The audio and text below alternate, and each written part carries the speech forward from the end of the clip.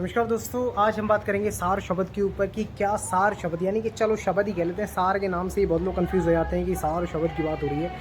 तो शब्द में जाने के बाद क्या शब्द हमको कहीं रॉकेट की तरह उड़ाकर कहीं और लेकर जाता है?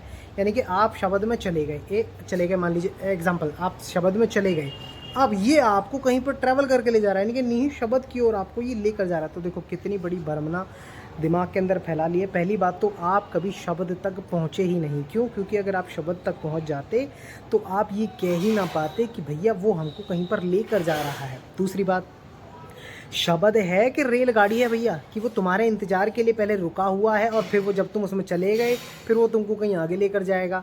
जैसे पहले ज़माने में मतलब अभी भी ऐसा होता है कि भैया कहीं अगर आप ऑटो वगैरह से कहीं जाना चाहते हैं तो वो बीच में आवाज़ लगाते हैं ना, नन्नगरी, काला किला, अजमेरी गेट, चांदनी चौक, ऐसे करके। तो वो शब्द आवाज़ लगाता होगा इनके लिए, भैया नहीं शब्द, नहीं शब्द, नहीं शब्द, नहीं शब्द वाली सवारी आ जाओ, नहीं शब्द।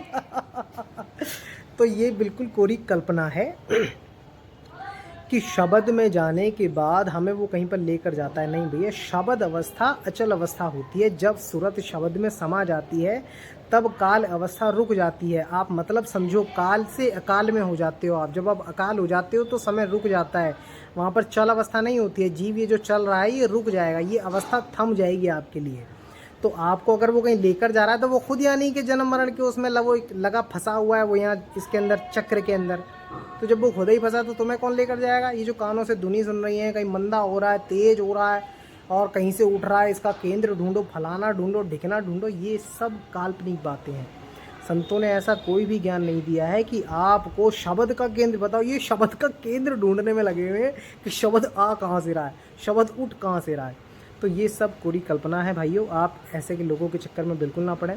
शब्द जो है वो एक आत्म अवस्था है, हमारी आत्म अवस्था है। उसमें जाने के बाद आपको कहीं जाने की ज़रूरत नहीं पड़ती। ये मेरे मुंह से बोलने की ज़रूरत नहीं है, ये आपको खुद अनुभव हो जाएगा उस चीज़ का।